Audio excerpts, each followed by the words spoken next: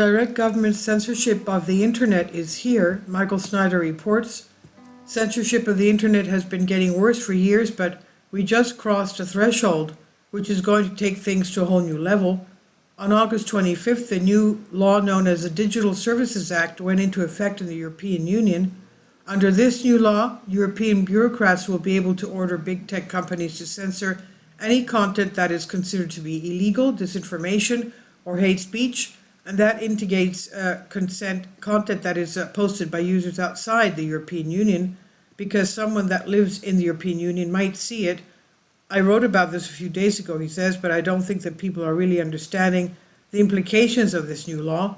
In the past, there have been times when governments have requested that big tech companies take down certain material, but now this new law will give government officials the power to force big tech companies to take down any content that they do not like. Any big tech companies that choose not to comply will be hit with extremely harsh penalties. Of course, mainstream news outlets such as the Washington Post are attempting to put a positive spin on this new law. We're being told that it will safeguard us from illegal content or disinformation. New rules meant to safeguard people from illegal content, targeted ads, unwanted algorithm feeds, and disinformation online are finally enforced thanks to new regulation in the European Union that took effect this month. Doesn't that sound wonderful? When this new law was first approved, NPR admitted that it will enable European governments to take down a wide range of content. Under the EU law, governments will be able to ask companies to take down a wide range of content that would be deemed illegal, including material that promotes terrorism, child abuse, and hate speech and commercial scams. In addition to illegal content and hate speech, the Digital Services Act also applies to hoaxes, that any material that is considered to be disinformation. The following comes from the official website of the European Commission. At the same time, the DSA regulates very large online platforms and very large online search engines' responsibilities when it comes to systemic issues such as disinformation, hoaxes, and manipulation during pandemics, harms to vulnerable groups, and other emerging societal harms. These new content rules are so vague that they could apply to just about anything, and that's precisely what they want. From this point forward, if you post something that they do not like, they will have the power to have it taken down. Even if you don't live in the European Union, they can have your content taken down because someone in the European Union might see it. So who will be doing the censoring? Well, it's been reported that hundreds of unelected EU bureaucrats will decide what constitutes disinformation and instruct big tech firms to censor it. Under this Orwellian regime, a team of hundreds of unelected EU bureaucrats will decide what constitutes disinformation and instruct big tech firms to censor it.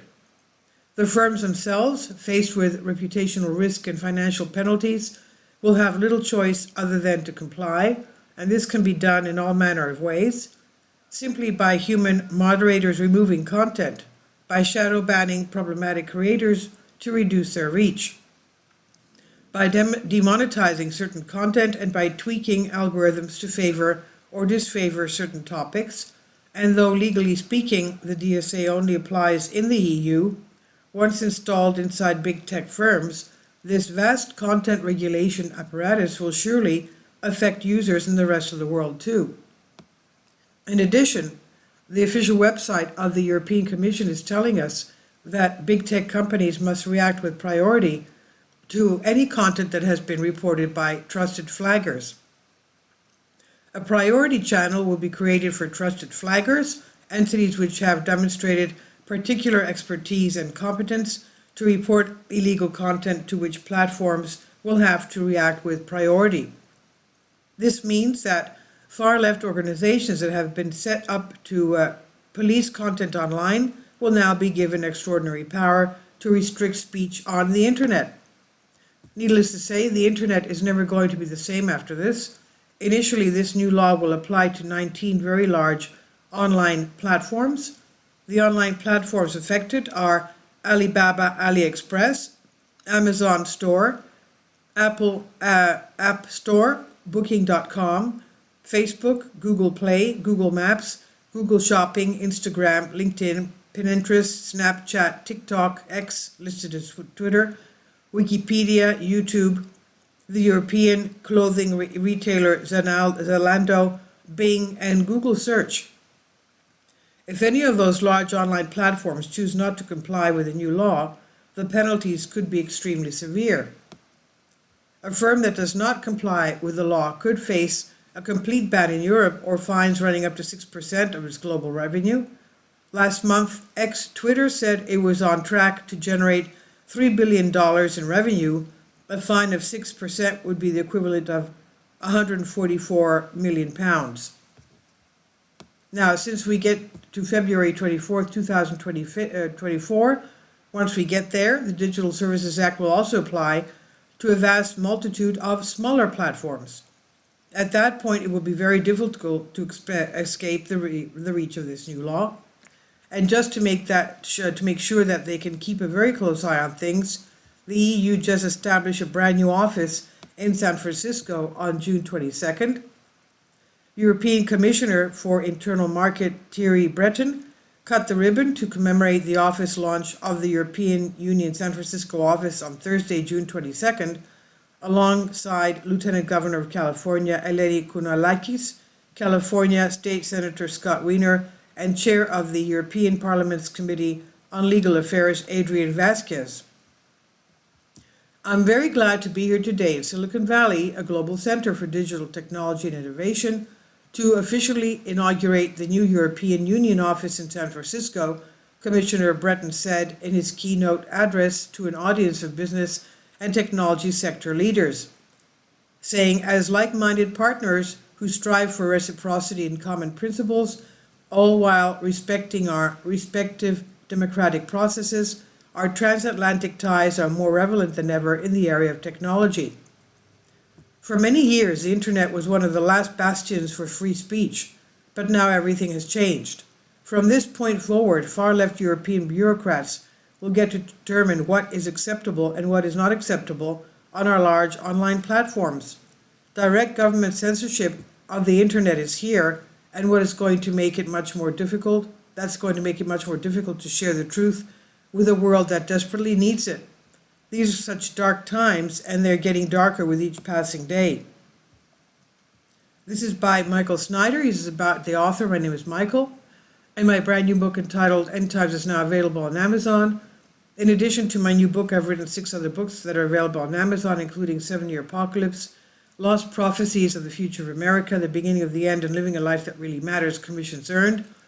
When you purchase any of these books, you help to support the work that I'm doing. And one way that you can really help is by sending copies as gifts to family and friends. Time is short, and I need help getting these warnings into the hands of as many people as possible. I've also started a brand new Substack newsletter, and I encourage you to subscribe so you won't miss any of my articles. I've published thousands of articles on the Economic Collapse blog, End of the American Dream, and the Most Important News, and the articles that I publish on those sites are republished on dozens of other prominent websites all over the globe. I always freely and happily allow others to republish my articles on their own websites, but I also ask that they include this about the author section with each article. The material contained in this article is for general information purposes only, and readers should consult licensed professionals before making any legal, business, financial, or health decisions.